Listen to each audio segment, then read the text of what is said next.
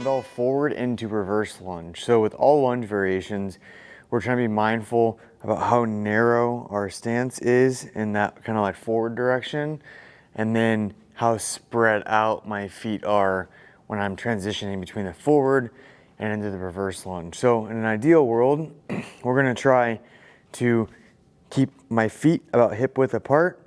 And then when I come to that lunge position, I'm not so over exaggerated that I'm really arching through my low back and my front shin is staying vertical. I try to take like a more of a compact setup to where I'm in that bottom position.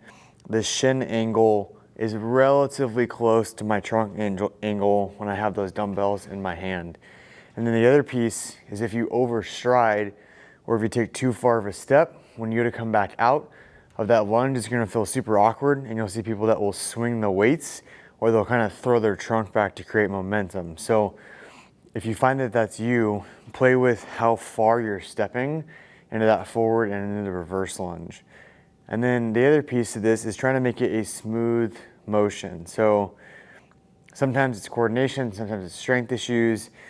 When you're doing this, we're trying to transition from that forward into a reverse lunge, one, without creating that momentum with my trunk, without swinging my arms or the weight, and then without having to put my foot down in that mid stance position. So if I'm forward, I'm trying to come out of it, go to the reverse lunge, and I'm transitioning and pivoting over my left foot here as it's fixed to the ground.